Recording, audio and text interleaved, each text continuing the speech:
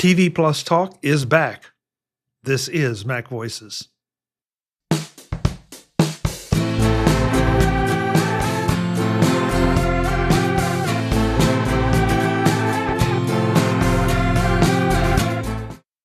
Welcome to TV Plus Talk.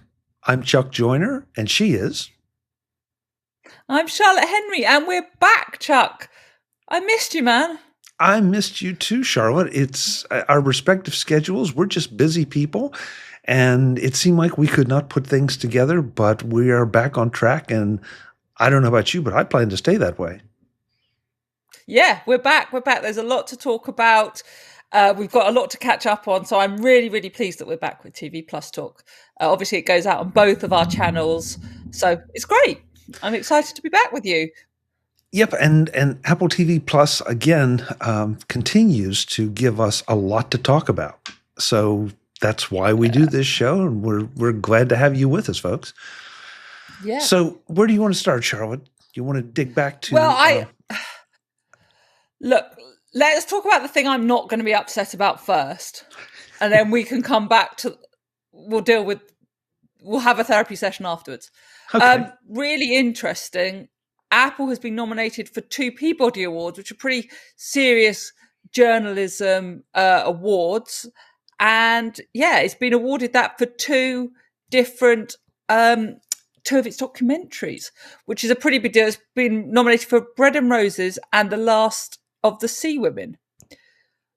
The interesting thing about this, Chuck, and we both said it sort of shamefacedly, right, was we read this story and we're like, I don't think I've heard of these shows and I haven't watched them, which is interesting, shameful. What was your take?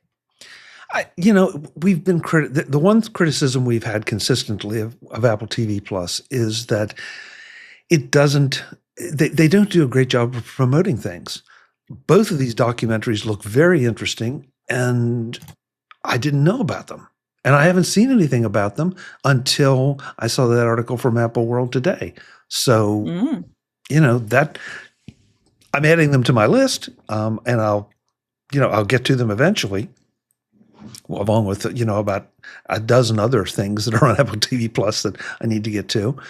But I just wish there was a way that we could get a little more consistency of notification of some of these things.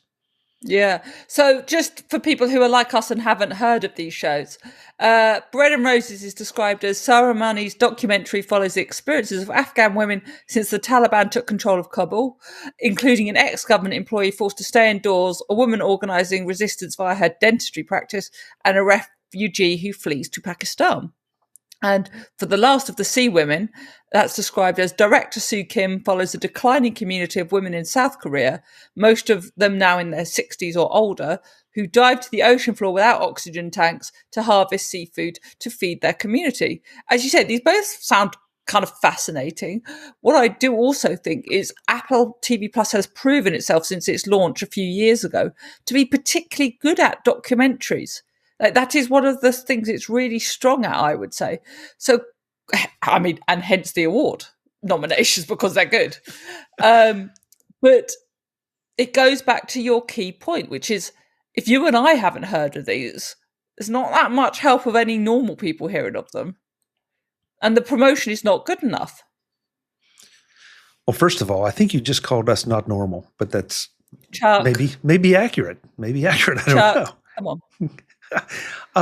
No, Charlotte, I agree. I was particularly intrigued that these two documentaries are focused on women. The first one almost sounds Cloak and Dagger. I'm really anxious to watch that. And the second one just sounds like one of those, I don't know, feel good pieces. But yeah, again, I suspect it looks beautiful. Oh yeah. Yeah. So, but I agree with you. They have this great reputation for documentaries, and it just seems like it doesn't get the kind of publicity that I don't expect it to get like Avengers level publicity.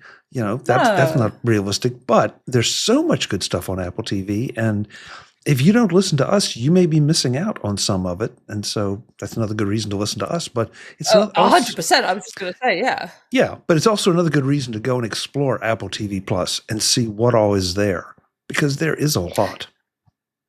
Yeah. just to give you a kind of idea of the caliber of things that get into the Peabody Awards. In one of the categories, we've got things like Superman, the Christopher Reeve story. We've got the Truth versus Alex Jones. Both of those are from HBO Max. We're talking about serious stuff that Apple is competing with. I'll go through the list more, but my point is, it's a very prestigious thing for Apple to have been, or products on Apple, I should say, to have been nominated for. And so I'm surprised we didn't hear a bit more about it from Apple. Maybe we missed it. And I'm surprised that I'm just surprised we haven't heard more about these shows. I think there's one on here that there is one documentary on here that I've seen that's competing against Apple, which is called Hollywood Gate, which is again about Afghanistan and the return to Taliban control in Afghanistan, which is a fascinating documentary if you get to see a chance to see that. There's all sorts of, very serious bits of work on there. So it's an amazing achievement by Apple. But again, what is going on that these shows kind of get lost? I think, having discussed this for as much time as you and I have, Chuck, I have to ask you the question, is the fact that we're not hearing about this stuff showing that Apple doesn't really care that much about TV Plus? I know that's a controversial way to return to this show, and I'm sorry, but at a certain point we have to ask these questions. Look, I know that TV Plus is not a big revenue generator at this point. It is a revenue generator, but it's not one of the major ones. The second thing is, and I want to try to be fair here, that not everything can rise to the top. And there have been so many other things that have been Apple-oriented in the headlines. And of course, the entire news cycle right now has been upended in so many different ways. Yeah, right. Yeah, you've really been under the table writing the new book. Well, quite common. No, I'm not going to start. But sometimes I feel like maybe we just don't follow the right channels. But I do feel like that the tech press doesn't do the best job of picking up on some of this, and so I almost want to. Why we started TV Plus Talk, right? Yeah, well, and I almost want to plead to them. Okay, guys, I know that you're looking for content. And so pay a little more attention to some of this, because this is Apple news, and you should be covering it. I applaud Dennis Sellers at Apple World Today for unearthing this, because I don't think I saw it anywhere else. So if he hadn't brought it to our attention, we wouldn't have known. Well, it's the kind of thing that I've tried to follow and maintain. But you're right; it does go underreported, and that's not great. But you also have to put a little bit of the responsibility of that onto the Apple PR operation, surely. If they are failing to release, is that right? If they're failing to release press releases, yes, I agree. Yeah, but it goes beyond that as well. Like, anyone can stick a press release onto an email or on a website. You've got to have an ongoing conversation with the right people and get the word out there and be communicating in the right way. Correct. And we also know that there's no guarantee that just because Apple sends a press release that somebody's going to pick it up and put it out on their site. So I don't know what the answer is. That's what I'm saying. Like, it needs you to go above and beyond that. And the fact that Apple often doesn't do that makes me wonder, do we care more about Apple TV Plus than they do? No, I still think Apple's playing the long game with TV Plus. I think that it's been nearly 6 years now. Yeah, well, that's okay. I mean, for them to get to where they are with all the awards, you're more the awards person than I am. But they've really spent a lot of time and a lot of money, and you don't just buy those awards. I mean, they have to create great content, because they're up against a lot of other people with a whole lot of money creating great content. And so they're right in the ring swinging with them. It's just that, I mean, maybe I almost say maybe if it were branded differently, if it were a completely different service, it might get more attention. I don't know about that. So look, I'm just browsing through the Apple TV Plus press releases. There was, not surprisingly, a big press release at the 27th of March for its 13 BAFTA nominations, which is obviously a very significant achievement. There's nothing regarding the Peabody Award that I can see. So that's, again, seems a bit surprising to me. Anyway, it's not really, we're not here to particularly critique the Apple PR operation. I just throw it out there as a sort of indication of where Apple TV Plus ranks in the kind of hierarchy of things Tim Cook down care about. I have no doubt that the people who work on TV Plus really, really care about it, and that's why there's good stuff on there. But I think the fact that since we started the show, we've had to have this conversation repeatedly does say something to me, I think. Well, I think one of the other things I want to talk about a little later did not get much publicity. I did see a little, but I want to be fair about this. I'm not. Does anybody publicize documentaries? Well, it's a great point. And, you know, documentaries aren't as sexy as something like a BAFTA drama or a blockbuster movie. You're totally right about that. You're like, that's 100% true. But it just seems a shame that, like, when you're up for a prestigious award against the likes of the New York Times, New Yorker, Audible's in there, PBS, all of these people who are in various categories for a Peabody Award, seems a shame to not make a bit more of a fuss about it. Yeah, listen, I agree. I mean, I would think that, and maybe they will. I don't remember from the article. I don't have it uploaded right now as to when the Peabody Awards are awarded. I seem to be having trouble. I don't know the day, but we'll keep an eye on it because, of course, we'll let you know about it on TV Plus Talk if Apple comes away with the awards. And I don't want to detract as well from the achievement of Apple of commissioning this work, because that's really important to tell these stories. And I think part of my frustration is these stories, as you said, like, they sound fascinating, right? I'm sure they're beautifully shot and edited, these documentaries. You know, like you, I'm going to try and settle down to watch them at some point. And so it seems a shame if they're getting lost either in the app, within media coverage and so on. Because I really commend Apple for the fact that it has consistently put out really, really high caliber documentaries. Did you ever watch the one, Chuck, when TV Plus first came out, that looked at, I've forgotten the name, but it looked at various kind of extraordinary homes that people had built and lived in? Did you ever get to see that? I loved that. I did. Yeah, it was great. And so, you know, that, I don't know if that's the kind of thing that people just, if you're a documentary person, you're going to automatically go and check the documentaries section. Yeah. And I get it. There are no stars in documentaries, so you don't have those, those personality appeals that happen. So, and maybe I'm making excuses. I don't know. I feel like there are so many things on Apple TV Plus that don't get the kind of attention that they should. Now, to do a little bit of a transition here, Severance is, the second season has wrapped. And the Apple PR team did an amazing job of, yes, I saw this, doing different things, having Tim Cook become a member of the company and have him enter the world of Severance, and all these crazy little promotions that were just fun. I know that I have sort of an up and down relationship with Severance. I've thoroughly enjoyed it. I can't say that, oh my God, I was just hanging on every episode. But I've absolutely enjoyed it. My friends, though, that are Severance obsessed, just delighted in all these little Easter egg kind of things that they were putting out. Yeah, I mean, it shows you that when Apple wants to do it, it really can.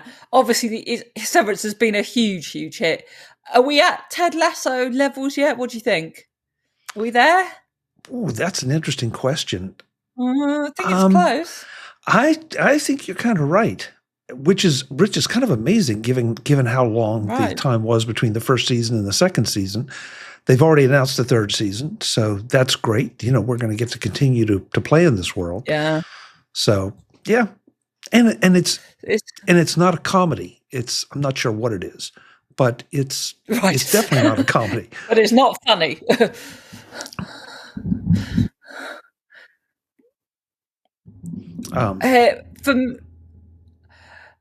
Well, you're talking about a show that's been renewed for another season. I'm going to talk about a show that is going after a season. Well, it's going after its current season. Mythic Quest. You actually were the one that broke this news to me. Mythic Quest is going at the end of season 4. I'm currently watching season 4. I think it's the best show on TV Plus. I've said that time and time again. I really stand by it. It is brilliant. I've really enjoyed season 4. Just at the point I thought I was going to fall out of love with the show. They do little things that keep me loving it. It's so clever. So I'm a huge, huge fan. Have you been watching season 4? Not yet. It's really good. You'll enjoy it when you get there.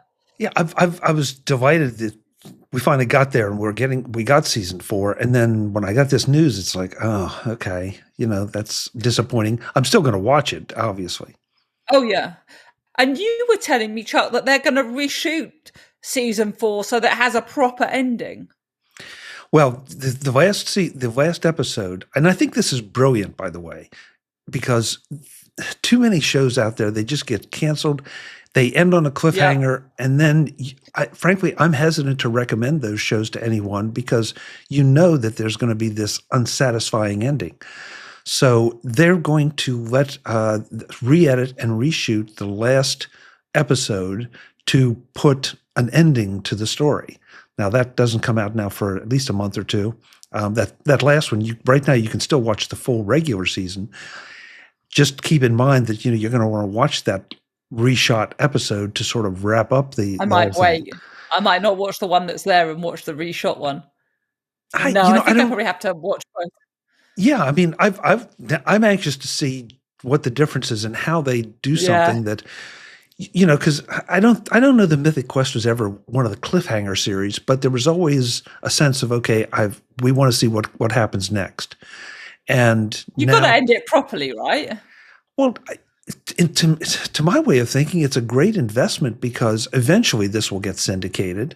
And it's going to be something that, okay, maybe even if it gets syndicated with only the wrap-up last episode, it's going to wrap up the series and you're going to get that satisfaction of saying, okay, I'm going to move on to something else because they're going to live happily ever after.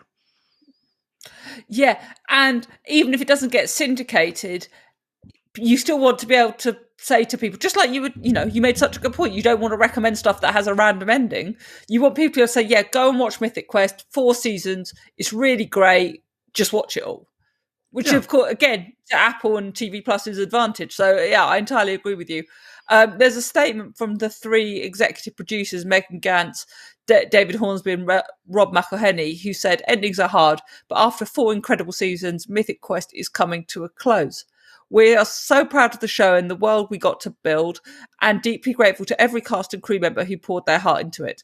To all our fans, thank you for playing with us. To our partners at Apple, thank you for believing in the vision from the very beginning. Because endings are hard, with Apple's blessing, we made one final update to our last episode, so we could say goodbye instead of just game over. Which I think is rather lovely. I agree. And again, to their point, I applaud Apple for doing this, for allowing them to do it, and for them taking the time and effort to do it, knowing that the show is over. That this is something that I wish every single it would be a real challenge for some series, but I wish every single production house out there would at least keep this in the playbook and do it, because I can think of 3 or 4.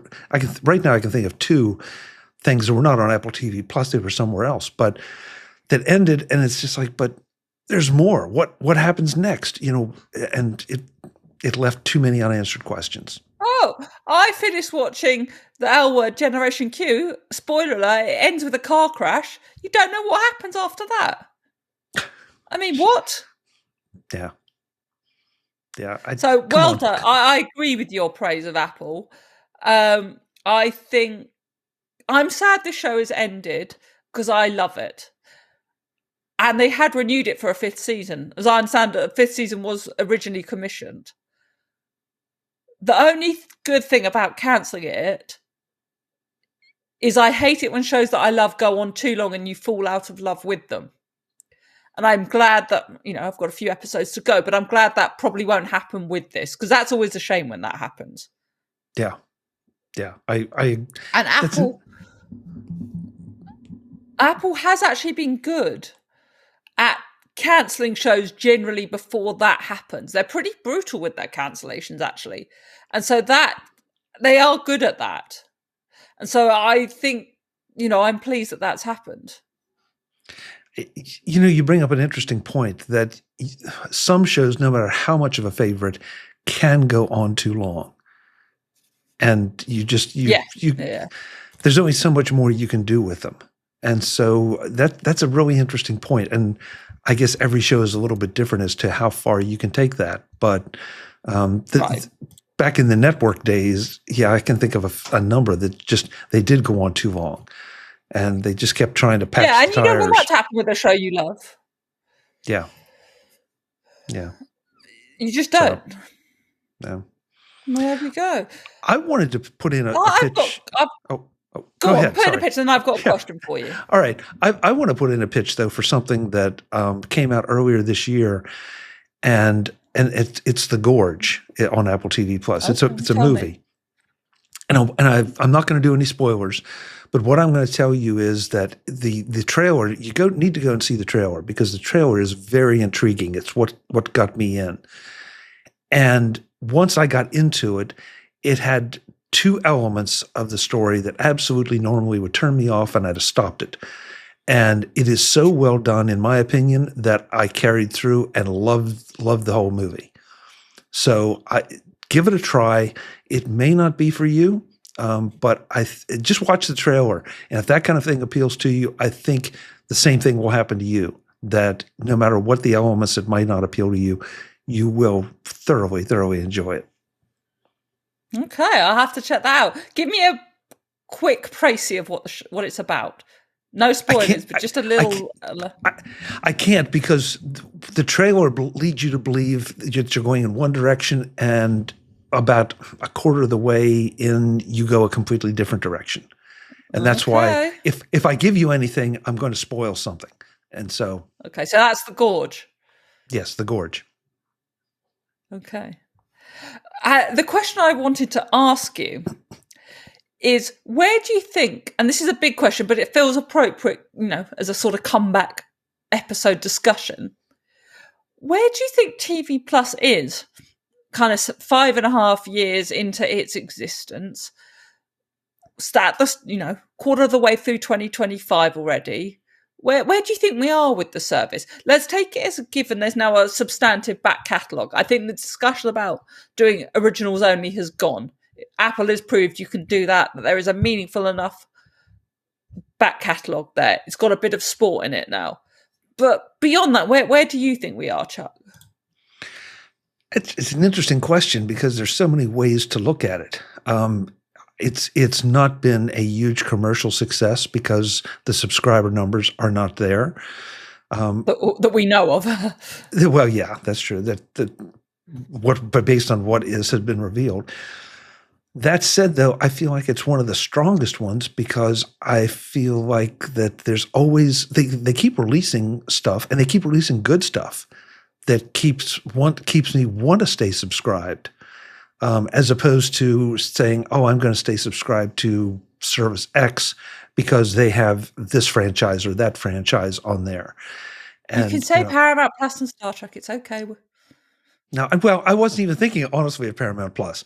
But I was thinking of Hulu and Amazon and some of the others. Yeah. That, they're still rolling out some good programs. But it doesn't feel like, and I think they're rolling out more, but I feel like Apple TV Plus is a little more selective about what they bring out.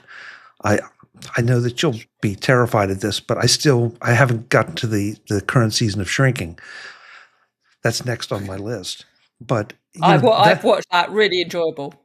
Okay, so there you go. So there's always something new coming that keeps me there, as opposed to saying, oh, I don't see anything new here, so I'll go back and watch an old favorite. And there's nothing wrong with old favorites, but, I'd rather watch something new. Yeah, agree with you.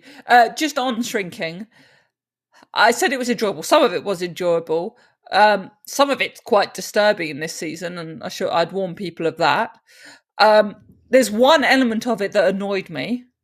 When you've watched it, I want to discuss it with you. If you picked up on the same thing that I did. Okay. There is, to your point, a lot of new stuff coming. If you look again at the set of releases, just in the course of April, Apple have announced a Guy Ritchie film called Fountain of Youth, season 3 of Jane. I have to say that's not a show I've heard of, but I think it's a kids show. It's got a second install. There's an animated trilogy called Wandler, and that's got the second bit coming out.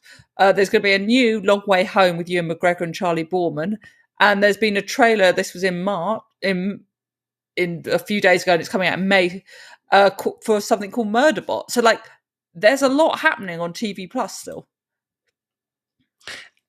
And Murderbot looks very intriguing, I think, from what I've read about it's another one based on a book. Yeah, so that's it. I feel like it's strong. I think Apple's experimenting with the sports aspect of it that we've talked about in the past. Mm-hmm. So I still feel like it's almost a laboratory, that they've figured out some things they can take out of the laboratory and make products, and others they're still trying to figure out what to do with it. And I don't see that as a bad thing, as long as they're giving me value for the money. And when I look at what some of the other services are charging, and I guess your comment about back catalog is a great one, because there is now a decent back catalog in TV I think Plus. that debate's gone. Agreed. So now, if I look at the value I'm getting for what I'm paying for Amazon, Hulu, Netflix, Apple TV Plus, I feel like the ratio is pretty darn good for Apple TV Plus in conjunction with the others. Even if the others are releasing 50 new shows, if only one or two of them appeal to me, I don't care about the others. I mean, and you have made this point kind of consistently from the start, to be fair. You've been fairly consistent in having that opinion, which is fair enough. Yeah, it's the way I kind of look at everything right now, especially the way the economy is going here in the States, where I want to get the best value for the money. And what am I paying on a per hour basis? Am I paying $4 an hour, $5 an hour, or am I paying 50 cents an hour? Figure it out. Yeah. What's best for you? It's a completely fair point. It's a totally fair point, and I think it's a really, really valid one. And I do agree with you quite a lot that regarding the quality on Apple TV Plus. I mean, that's obviously why you and I love talking about it and keep talking about it, because there is genuinely good stuff to talk about on there, and that's really, that is exciting, and that's why we're going to stay here and keep chatting. So definitely. Yeah. Before we wrap, I did want to ask you one question, because we've had a bit of a layoff. What was your reaction to the next season of Ted Lasso, the announcement? So, first of all, I'm furious. Oh. Because I was told in an interview by Bill Lawrence, in an on-the-record interview for a story I did, that it was a 3-season arc, and that was it. So now they've gone against that word, and they've done 4 seasons, and it's gone against the interview I did all those years ago, and I'm furious, Chuck. Other than that, Charlotte. Other than that, I think Apple is not stupid, and Apple knows that its biggest show and its biggest moneymaker on TV Plus is Ted Lasso. And I think they know exactly where their bread is buttered, and they were not going to give that up if they didn't have to. Season 4, I don't know if you read this, track, is meant to be based around Ted now coaching a women's team. I can feel the cringe already. I'm really sorry. I am a huge supporter of women's football. I write about it consistently. I'm a huge fan of women's football. I can, given what we've seen already in Ted Lasso, I can only imagine how this is going to go. Sorry if that makes me evil and cynical. I hope I'm wrong. I hope it's a wonderful advertisement for the women's game, which is getting stronger and stronger and stronger. But I think I can feel the ick already, and I'm sorry. I want it to be a good representation of women's football, not a cringy one. Okay, so let me ask you this then. Did you feel that the representation of men's football in Ted Lasso was a cringy representation? No, I think it did a pretty good job, generally. I think it was fine. I'm sure it was it was a bit Hollywoodized and a bit romanticized, but it was, pretty good. There were some pretty relatable characters. Some of the characters were based on real people, so. And of course I'm at a bit of a disadvantage because I'm not a big football for the US folk soccer. We'll work on that. We'll work on that. So yeah, well, I know you've been working on that, Charlotte. You've gotten me to watch some stuff, but I don't pay attention to the personalities and all. You've got the World Cup coming up in your country. We'll get you involved by then. You've got a year. I don't have enough to do, and she's going to make me do something else. You're welcome, my friend. You're welcome. Charlotte, it's great to see you. I'm so sorry it's taken this long to get back together, but likewise. We will do better now. We will do better. I have a book that I'm finishing and writing. That's coming out in October. So if you're interested in this stuff, I hope you'll be interested in the book because it's all about streaming. It's called Streaming Wars. It's out in October. So I hope you'll be interested in that. It does talk quite a bit about TV Plus. So yeah, I hope people who watch the show will be interested in that. What else are you up to, Chuck? Causing trouble? Well, yeah, there is that. I'm back from NAB, the NAB show, last week, and just starting to release some of the interviews that were shot there. It's always fascinating to go and dig deep into the whole world of media production and everything associated with it. So we had some really great interviews with a number of different people. My approach is always, I tend to stay away from the big people, the Adobes or the Avids, because they get so much coverage anyway. I want to go to the back of the hall and talk to the people in the smaller booths that are doing some really cool stuff. So that's what you can expect on MacVoices. 1 year you'll take me, right? 1 year, absolutely. Anytime you want to come over. You would have no trouble getting credentials, so sure, come on. I look forward to it. Well, we promise we'll be back on a regular basis now. So, Chuck, I'm so excited to see you for that, and we'll see you all soon. Definitely. Thanks so much for watching. We'll see you soon. Visit MacVoices.com for show notes and to connect with Chuck on social media. Get involved in our Facebook group or like our Facebook page, and get more out of your Apple tech with MacVoices Magazine, free on Flipboard and on the web. And if you find value in it all, consider supporting us through either our Patreon campaign at patreon.com/MacVoices or by making a one-time donation via the PayPal link on our front page and in the show notes of each episode. You will join these fine people who help bring you MacVoices.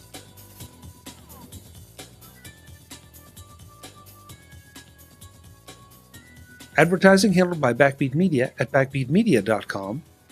Bandwidth provided by CashFly at cashfly.com.